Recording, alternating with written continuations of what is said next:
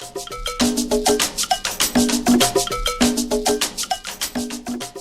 everyone, this is Rachel. Thanks for clicking on my video. And I came in today to talk about this police shooting of Terrence Crutcher. Now, Mr. Crutcher is the man that his vehicle stalled in the middle of the road, and apparently he was waiting for help. And in the meantime, two people made a call to 911.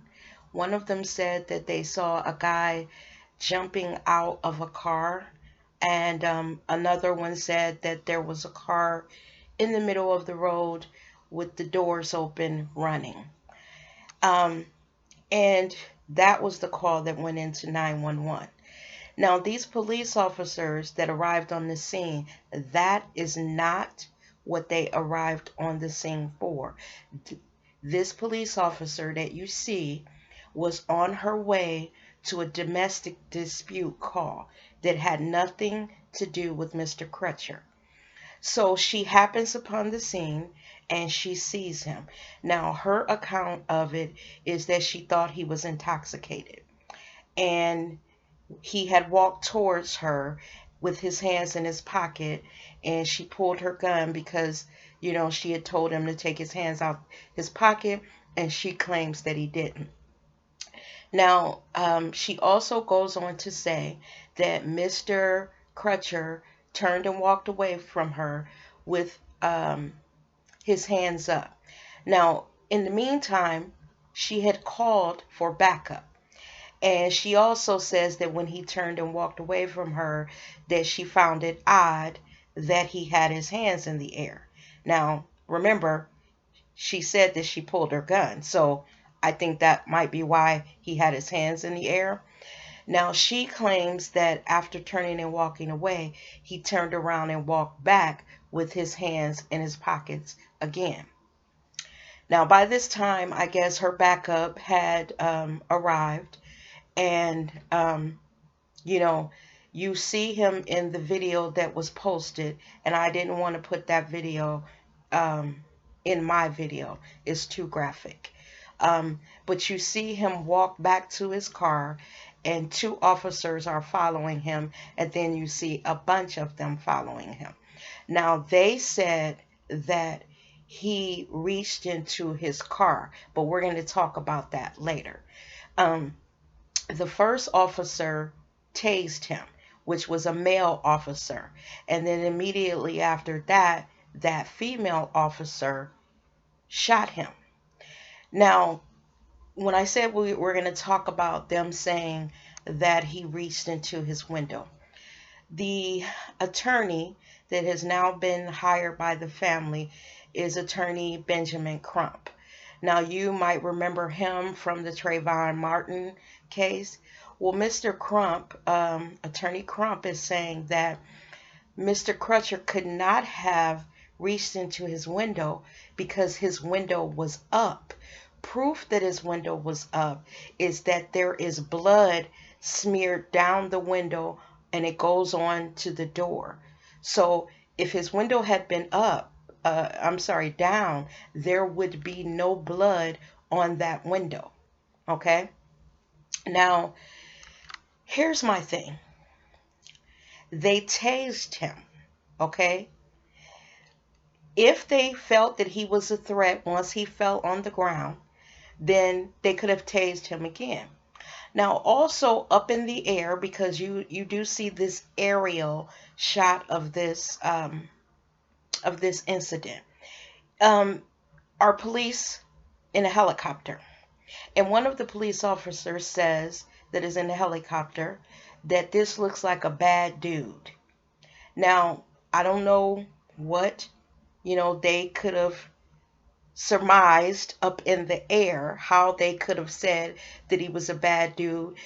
You also hear the person in the helicopter saying that it looks like he's on something.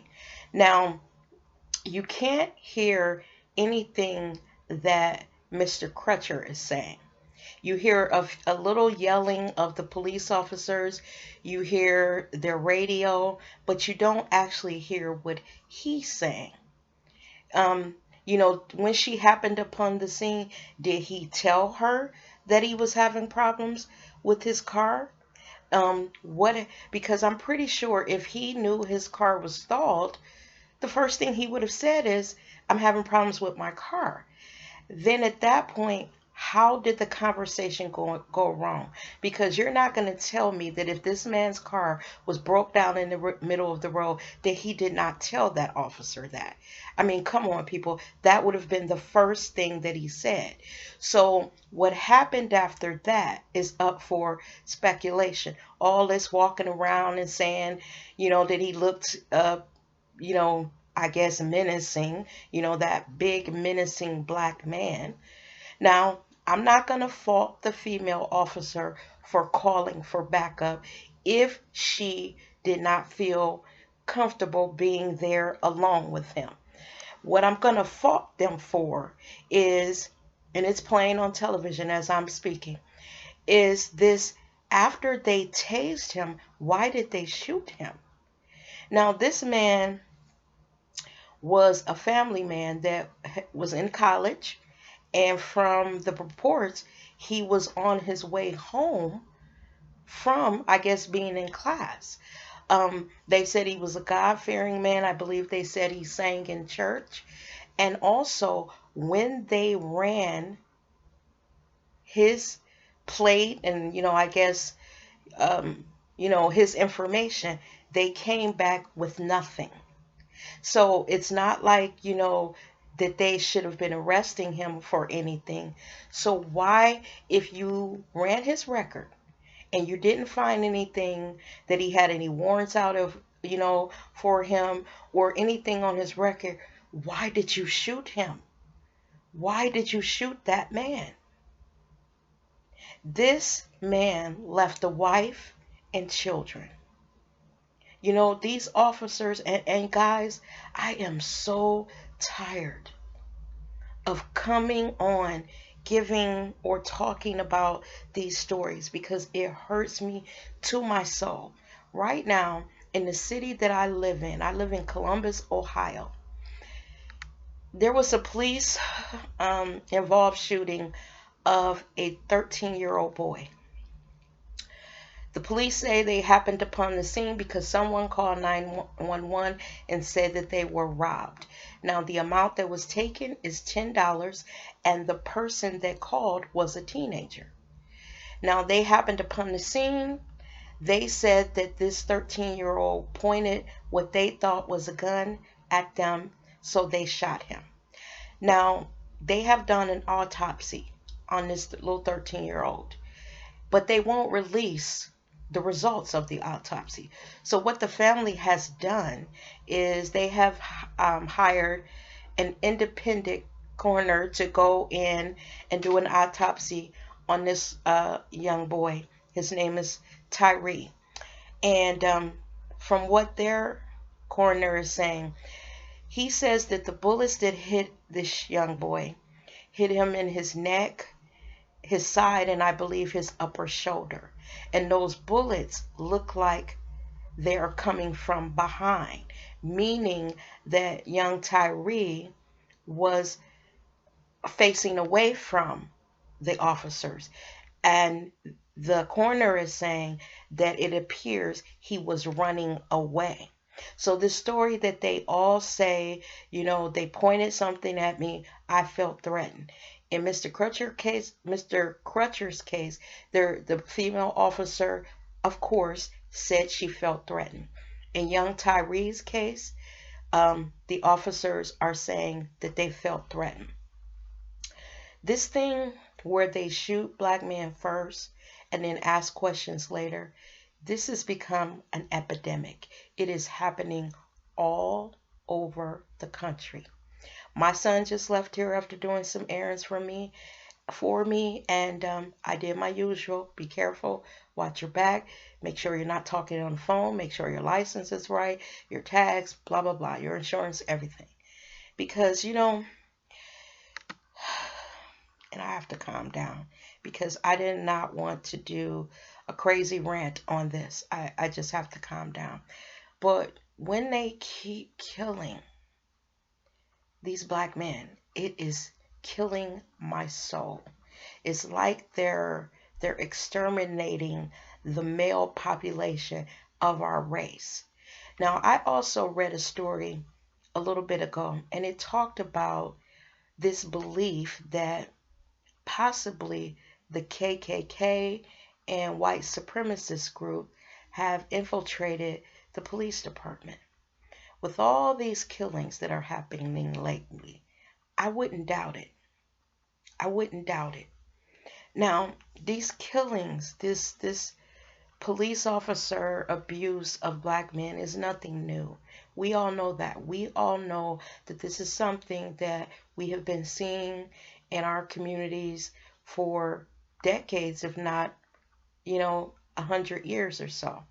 The only difference now is that we have cameras, we have video, and we're putting that in their face. But it doesn't even matter because they could have it on video and these officers are going to get off because that's what's going to happen. By the time they get finished just sullying Mr. Crutcher's character and everything about him, they're going to make this little police officer, this female police officer, the helpless damsel in distress. She was so afraid. She was there by herself. She's going to get off. I have no doubt. I have no doubt. I, One of my people that I am subscribed to, he did a very good video on this. His name is Monty Woodgrain. And in his video, he talked about being a black man and being stopped several times. And he tells you about those different times that he was stopped and what he felt like and what the outcome was. Because he was stopped for no reason each of these times. When he asked the officer, being bold, which when he said that in his video, I was like, oh my God, you questioned the officer. He said the officer couldn't even give him a reason why, he was stopping him. And basically, in a couple of the occasions, the officers let him drive off without even a ticket. He said one, he was in a suburb that was 95% white. And basically, he said he was driving a BMW.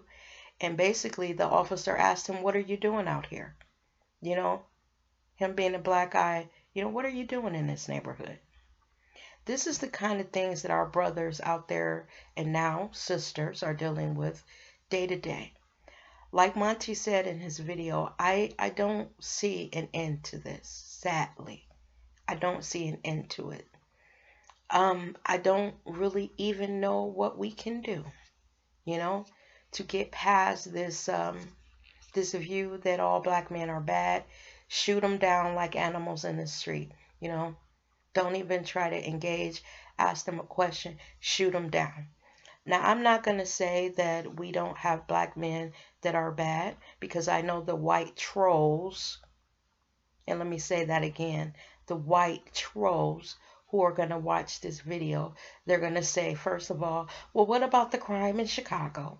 Well, what about black on black crime? They always go for that. Those are the two things, they go for. We just had a guy the other day that set off a bomb in New York, hurt 29 people. And they were able to take him alive. They shot him in his shoulder or something. And he was able to be taken alive.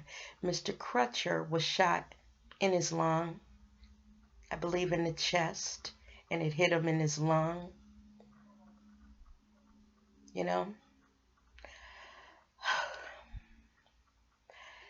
It's too much, people. It's too much.